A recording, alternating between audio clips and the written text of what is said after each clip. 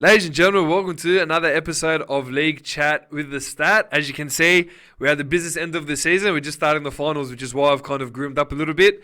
You know who I am. I'm your man Stat, and round 20 was the final round of the regular season, and a lot of big games that happened on the weekend. A lot of positional worthy performances that happened, and a lot of changes as well. And deciding with a wooden spoon, which was good to see. So look, let's get straight into it, guys.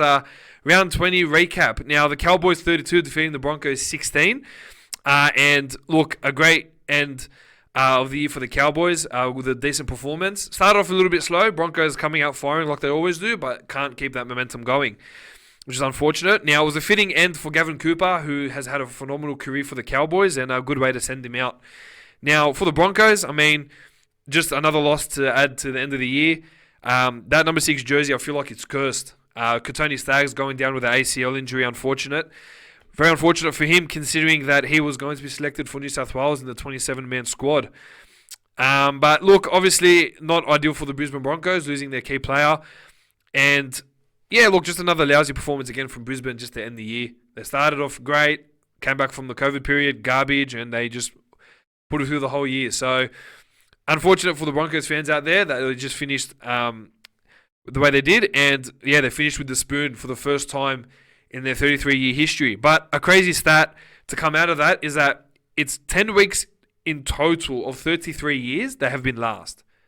And on the 10th week that they finished last, they finished with the wooden spoon. Definitely mind-blowing. Shout out to one of our fans, Peter, for giving me that information. But yeah, look, just very poor from the Broncos, and they have a big rebuild coming up. With Lockyer confirming there's no new signings, it's going to be interesting to see how they go next year. But look, I thought just a couple of things I wanted to take from the game. I thought that the Hamilton Tabuai-Fidow try, when he had scored it and the bunker reviewed it during the replay and called no try, brilliant. I love it. They interfered and went with the ref's call, and when the ref called it, they went back to it and made the call that it was the incorrect call and got onto it straight away before they could take the kick, which is one I'm a big fan of. While I saw it being used and I liked it, I don't want it to be too often and ruining tries that are actually tries if they're going to call it no tries. So, look, it'll be interesting to see how it goes in the future, but to see it happen with the Hamilton Tabuai-Fidow try, I thought was very interesting. Now, end of the game, one thing I have to talk about this because it just frustrated me so much. The gender reveal at the end. Now, look, I'm all for gender reveals. I'm very happy for Darius Boyd having his second or third kid. Mate, congratulations. But to see the boys laughing about it, carrying on, doing the gender reveal on the field, I didn't think was fitting. Again, they've had the year from hell. They've been garbage all season. To celebrate with a gender reveal, mate, I can tell that there would be past Brisbane players rolling in their graves. And those that are currently still with us, mate, just absolutely slamming that. Just garbage. Shouldn't be celebrating after the year that they've had, regardless of the circumstances. So I thought that was pretty bad. Now, look, Patrick Carrigan, the shining light all year, 18 runs, 189 metres, 85 post-contact metres, and topped the tackle count with 54 tackles to end the year. The heart and soul of the Brisbane club, Patrick Carrigan, and one player that should be really pleased with how he went all year. But I got to highlight Jason Taumalolo in 54 minutes.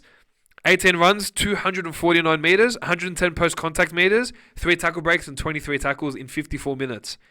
If he's played 80 minutes, he's easily gotten anywhere between 3 to 350 metres gained and at least 25 to 28 runs. Big numbers. As I said, phenomenal way to end the year for himself, especially coming back from injury as well. So, but look, yeah, Cowboys 32 defeating the Broncos 16, giving him the first ever wooden spoon. And that makes me happy as a Bulldog supporter. I was sweating the whole game, which was good to see. Now, the Titans 36 defeating the Newcastle Knights 6. And look, a 5th straight win for the Gold Coast Titans. Good to see them rolling, finishing strong at the end of the year. Look, my personal opinion, they should be in the finals instead of the Knights. I think the Knights have been so inconsistent all year and easily the most inconsistent team in the whole competition. They were disgusting on the weekend, especially for a team guaranteed to make the finals. It's not on. Performance like that should be ashamed of, really. And look, with the way Rabbitohs went last week, which we'll get to in a sec, yeah, the Rabbitohs are just going to smoke them. They're just going to smoke them up, and they're just going to destroy them, I reckon. It's just not good enough from the Newcastle Knights. And look, AJ Brimson, we've got to talk about him. Definitely in the conversation for Queensland. He was exceptional. Very good. He made Ponga look like he was absolutely nothing. The 95-meter break for the first try, and his second try stepping 5-6 players.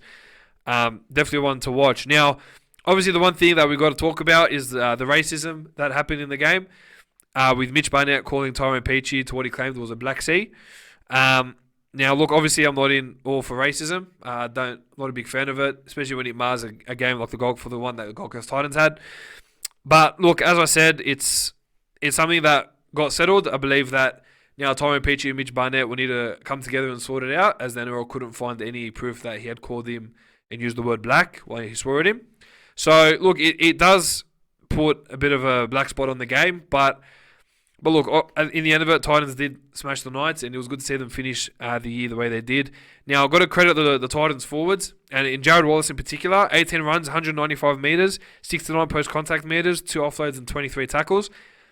Really coming back into form and finding himself into the Origin team. And Moeaki Fotuaika once again. 17 runs, 171 metres, 71 post-contact metres, 8 tackle breaks, 2 offloads and 25 tackles. Another barnstorming effort from him, and definitely, in my eyes, probably the Titans player of the year. Now, Kurt Mann was very busy for the Knights, probably the only standout for me. 6 tackle breaks and 56 tackles. And a very solid defensive performance from Kurt Mann. And look, he should be proud. Another player that has killed it all year and have really stepped it up this year, which has been good to see, and a shining light for the Newcastle Knights in what's been a very inconsistent season. Now, the Rabbitohs 60 defeating the Sydney Roosters 8. I can't sit here and tell you that I would have called that. I did call the Roosters winning that game, and they got absolutely punished, didn't they? Now, unreal from the Rabbitohs. I watched the game. It was just, mate, I was in awe. I couldn't believe it. Cody Walker, man, wow, exceptional. 2 tries, 16 runs, 167 metres with 2 line breaks, 3 line break assists, 3 try assists, 7 tackle breaks and an offload. Big performance from Cody Walker, especially against a side like the Roosters, who are the premier team of the competition. But yeah, look, that performance from the Roosters was just diabolical. Look, I'm all for, letting the game go and not doesn't matter as long as you finish in the top 4. But 60 points really, Roosters, it's really embarrassing. I thought it was shocking from them. I thought the highlight for me was Alex Johnston scoring his 5 tries. But I wouldn't have called it though. I could not have called it. Kyle Felt scoring a hat trick the night before, ending his yearly total tries with 19. Has a 3-try gap between David Norfoluma and himself, and with Alex Johnston sitting on 15 to come out and score 5 tries. And that moment where Corey Allen made the break, could have scored, but passed it straight back to Johnston, unbelievable. Was so good to watch. I loved every minute of that, and yeah, phenomenal just to see that the Rabbitohs really put in a gun performance, leading him into the finals. So they're probably the only team. Them and Raiders will be the only 2 teams I would say to watch out for. When it comes down to the finals, I think Sharks and Knights are useless, and I think those 2 teams could really do a lot of damage to the top 4. But look, commenting on any other performances, so Liam Knight, Mark Nichols, and Keon Koloamatangi really stepped it up for the Rabbitohs. Big numbers, Liam Knight, 18 runs, 181 metres, 77 post-contact metres, 2 tackle breaks and 2 offloads. Nichols off the bench, 16 runs, 169 metres, 62 post-contact metres and a tackle break. And Keon Koloamatangi, 15 runs, 167 metres and 79 post-contact metres. Have people told me that Wayne Bennett is a massive fan of Koloamatangi, and is definitely one of his favourite players to have in the side. So obviously with those numbers you can see why. But yeah, look, Rabbitohs smoking the Roosters. But guys, don't really stress out too much. I've got this feeling that Roosters will get the 3-peat. They just want everyone to be talking about them and talking how bad they are, but really I reckon they can do it and take out the year. So watch out for the Chooks when they verse Penrith this Friday night. Definitely a game to watch, and definitely one that I reckon Roosters will win. But we'll get to that later. The Panthers 42 defeating the Doggies 0. And what a way to end the regular season, eh? Flawless. 15th straight win for the Penrith Panthers. They rested 3 or 4 stars for that week, and they still smoked us, which was good to see. And the Dogs, yeah, just diabolical. Pretty shocking. I don't know what to say. We've played with heart all year, and we saved our worst game for last, which is very embarrassing as a fan. But yeah, look, Penrith were just too good. They didn't want to take the foot off the pedal, and I thought, especially defensively, and not letting the Dogs score. Not that it would be hard for them anyway, because the Dogs' attack, as of lamented all year, has been garbage. But yeah, look, as I said, just for the Bulldogs, just for their confidence, and to send out some of the stars that won't be there next year, was very poor. and not good enough. Now, Luke Thompson's eye gouge, that didn't look good. Word coming in, he got 4 weeks. He got suspended for 4 weeks for that, so that should be announced shortly. And yeah, so already a casualty for the first month of next season, which is going to be very painful already come 2021. But what can you do? Now, Aiden Tolman, sucks he didn't get his last game, injured his calf, in the warm-up. But he's done the club a phenomenal effort in the last 10 years. He's played with a lot of heart, and one that I'm sad to see go. And I've got to congratulate my friend Tui Katoa. My brother's friend Tui Katoa on a phenomenal debut he made for the Doggies. Now, Ockenball did his ACL, and Tui jumped on and played a solid 55 minutes. Very lucky, mate. Didn't have to make a tackle, but no, he played well. It was a solid debut, and looking forward to seeing him continue to have a spot in that first grade side for the Bulldogs. Now, Luke Thompson was the only shining light for the Dogs, even though with that eye gouge. 18 runs, 173 metres, 6 tackle breaks, and offloaded 37 tackles. And while I can sit here and talk about the Penrith boys and how good they went, Isaiah Yeo, 14 runs, 152 metres, a line break, 3 tackle breaks, and 43 tackles. And a big performance from Isaiah Yeo. And definitely one I believe would be in that Origin talk come at the end of the year. Now, the Raiders 38 defeating the Sharks 28, which came as a bit of a shock to me, to be quite honest. Now, resting of all their main stars really paid off for them. You can tell by just the way they played, they do have a really bright future, these Green Machine. Now, for the Sharks, I thought they were just embarrassing. With the experience you have, you have players out in Townsend and Johnson. But to see some of your senior players not step up where they needed to, I thought was really poor. I know that they rested Talakai and Rudolph and others like that, but yeah, as I said, not good enough. These Raiders kids have got a bright future, as I said, by putting out a Sharks side who had most of their players playing and very experienced as well. Now, the Sharks will go down as the only team not to beat a top 8 side in the regular season, which is very embarrassing. As I said earlier, if I could replace them with the Warriors, would love to have them in the finals instead of the Sharks. But yeah, absolutely diabolical to not have beaten a team in the top 8, which can only mean one thing, that they will be out this week for sure. Now, it was good to see Isiah Soliola make a successful return from that facial fracture. 16 runs, 160 metres and 24 tackles in a 50-minute effort from him, which was very solid. And Saliva Havili, who I've loved watching this last 8 to 12 weeks. 14 runs, 160 metres, 70 post-contact metres, a tackle break, and 25 tackles. Reminding me of Nathan Peets and Cameron McInnes playing that hooker lock role, and paying dividends for the Raiders, he's been sensational for. Now, moving on to the next game, the Parramatta Eels 28 defeating the West Tigers 24 at Bankwest Stadium. Now, the Eels were very lucky to win that. I thought at moments they looked okay, but they just did enough to hold on, I believe. I don't think they are where they need to be. It looks like that they form that they had in the beginning of the season has now come and gone, and it seems like time that they want to bring back badly, but it just looks like it's been far gone. Now, 2 efforts that won them the game. Clint Gutherson's try-saving tackle on Luke Garner was phenomenal.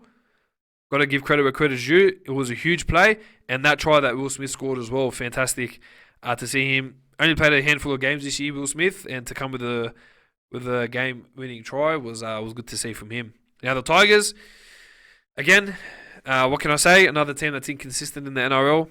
They couldn't do it for those boys in Benji Marshall and Chris Lawrence, who will not be there next year. Still a mediocre team, and they're definitely gonna miss Harry Grant, who I believe has been an absolute soldier for the West Tigers this year. He will return to Melbourne next year as part of that loan deal. Now, I do think it's also crazy that they wouldn't keep him as well. But look, you got to give credit to those Para boys. Their forwards really aimed up. Nathan Brown, 23 runs, 229 metres, 91 post-contact metres, a tackle break, offload, and 46 tackles. And a big beast effort from Nathan Brown. And I've got to give it to this guy, Junior Paulo. I mean, what a game he played. 18 runs, 187 metres, 77 post-contact metres, 2 line break assists, a try assist, a tackle break, 4 offloads, and 27 tackles. Can't even keep it all under the one breath. But yeah, he was phenomenal. Looked like he played the role of the halfback there at times, setting up tries and setting up some line breaks as well. But yeah, a beast effort from Junior Paulo, and they're going to need him to be like that every week in the finals as long as Paris stay in there. And the shining light for the Tigers, Matthew Eisenuth, one of the players who's been released. 14 runs, 133 metres, 2 offloads and 33 tackles for the West Tigers there. And that was his last game for the club, as he's been told he'll be not needed next year. Now the Warriors, 40, defeating the Seagulls, 28. And an unbelievable way to finish off the year. Now, yes, I was one of those guys that trashed them in the beginning of the year. They meant to see how pathetic they were in their performances and not showing any heart. But credit to Todd Payton and what he's done with those boys. They've become my second favourite team this year to watch and just to see how they've all been together the whole year. And being without their families again. Big thank you to the Warriors, guys. I mean, it's a huge effort. Can't imagine what you guys would have been going through at moments in the year, but happy to go back to New Zealand, get through that quarantine, and go spend time with your families. So, but look, they played phenomenal. I thought the loss of Tua Vasashek would have affected them, but Peter Hiku was solid at fullback.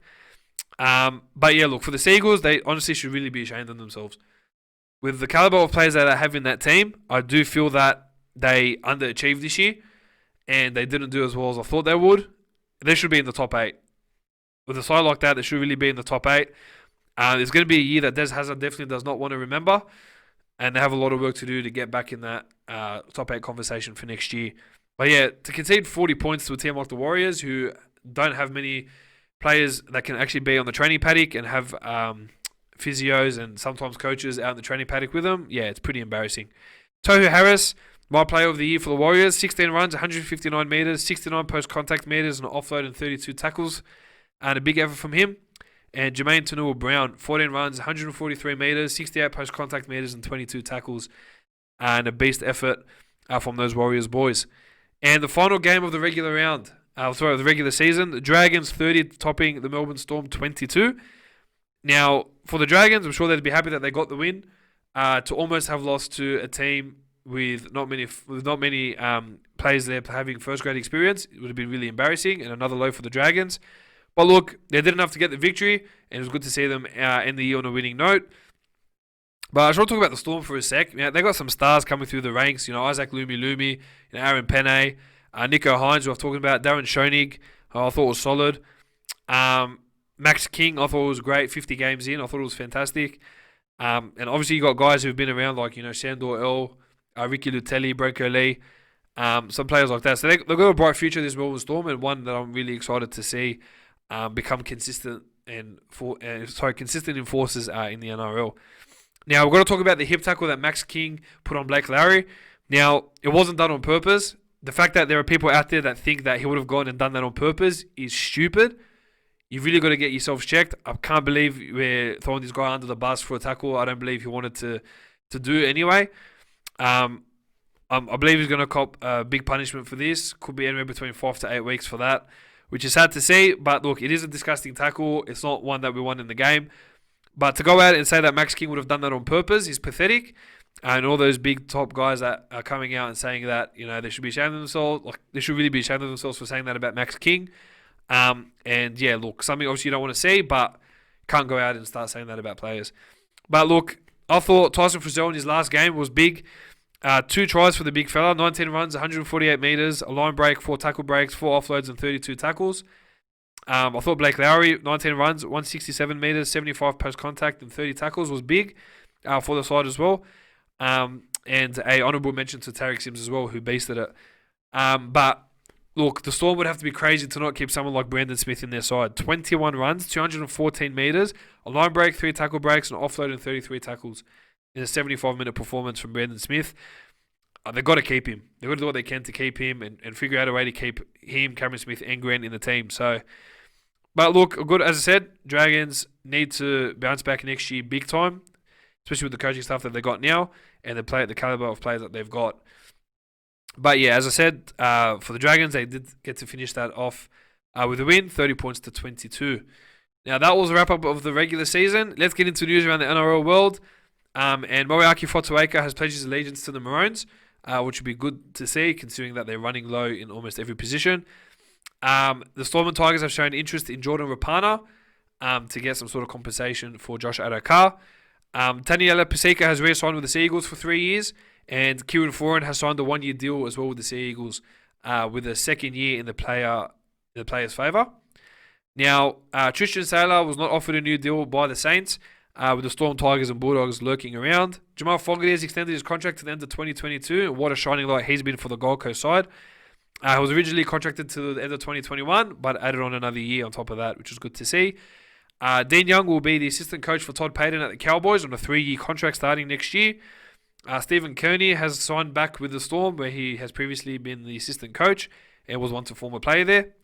Now, Adam Blair has announced his retirement from the game and played his last game for the Warriors and in the NRL. Mate, all the best in retirement.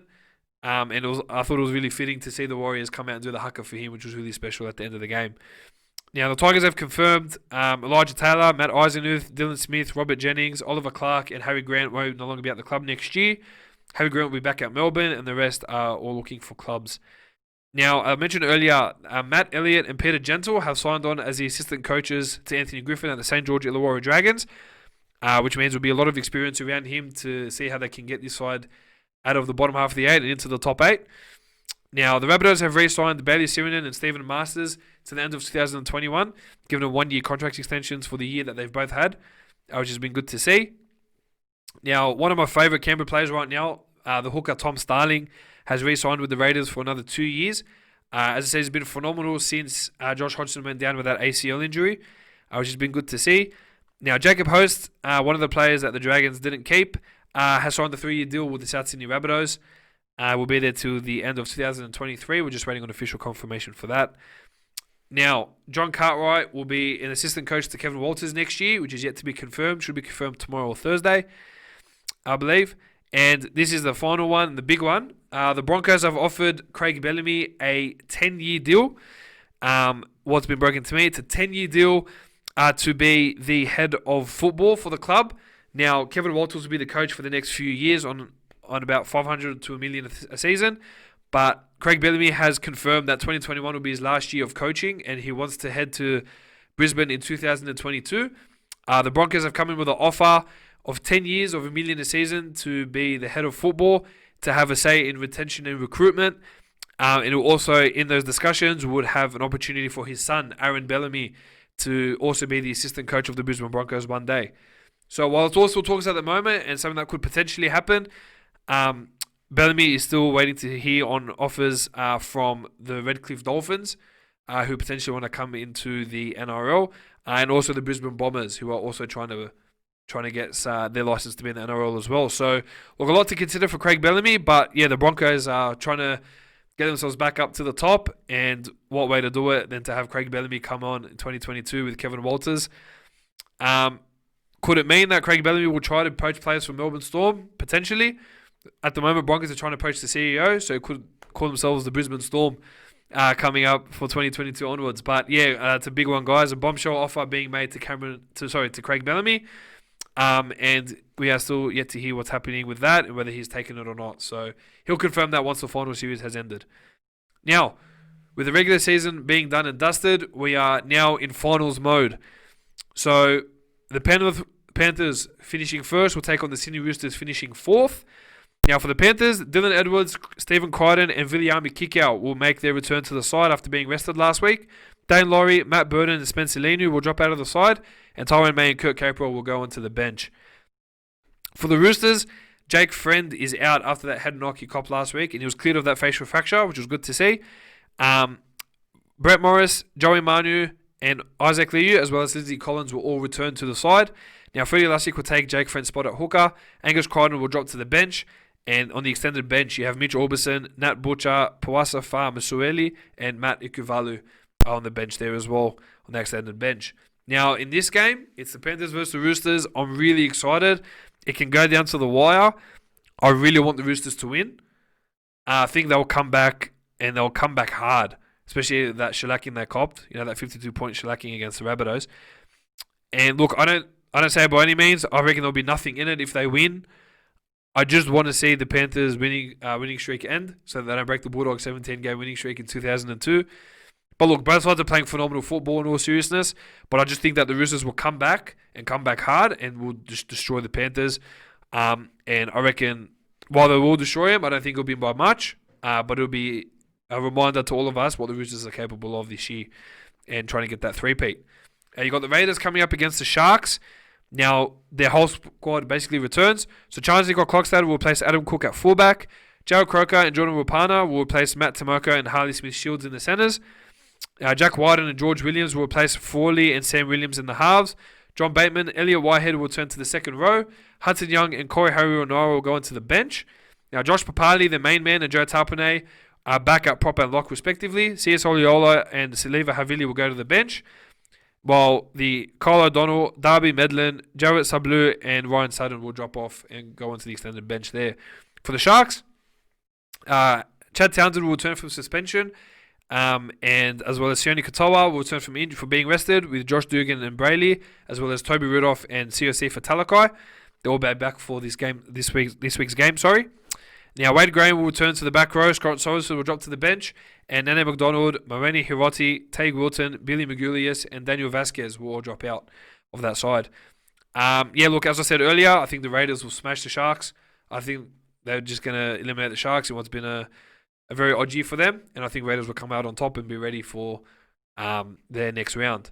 Now, the Melbourne Storm will take on the Parramatta Eels, and everyone returns for the Melbourne Storm.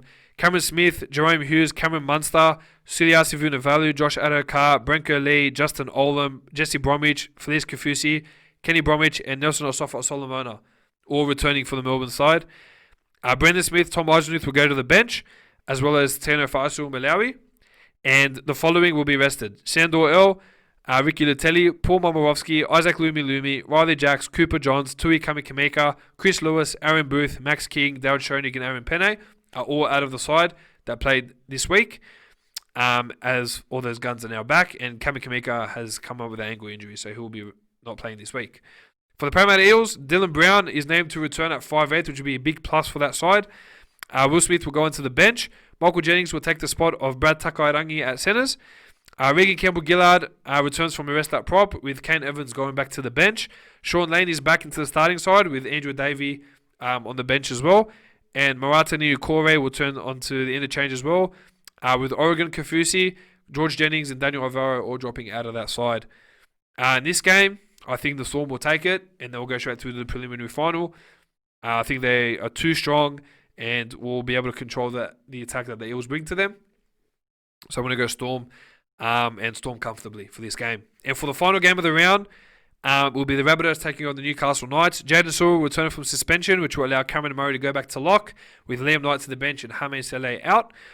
And Lachlan Fitzgibbon for the Knights will return, taking the spot of Sione Mataudia, who'll go to the bench, and Brody Jones will be out of the side, and the only changes there. As I said, the Rabbitohs will be the ones to take over and smash the Knights. Sharks and Knights are my teams going out this week, and the Rabbitohs will get it done, and should get it done comfortably, considering how they went last week as well. Now, guys, thank you so much for joining me this week on another episode of League Chat with the Stat. Now, as I said, you know where we are. We are on Facebook and YouTube, so continue to like, comment, share, subscribe. And as you all know, we are on the following podcasting streams: Spotify, Google Podcasts, Apple Podcasts, Amazon Alexa, Stitcher, and iHeartRadio, which I found out recently, which is good to know. So continue to subscribe to those, continue to download the podcasts, and get your rugby league fix from here. As I said, I sent out a challenge to you guys last week regarding your State of Origin teams. Continue to bring them in, send them in. You've got till next week since we start bringing up the Origin talk. And I'll start bringing out bit by bit my side and who I believe should be in the team for the 2020 State of Origin series for both New South Wales and Queensland. Guys, thank you so much for joining me once again this week. You have yourselves a lovely week. Enjoy the finals. We'll be back for finals week 2 next week, and we'll have everything coming to you next week as well. So all the best, guys. You have a good week. You take care. We'll see you next time. See you later.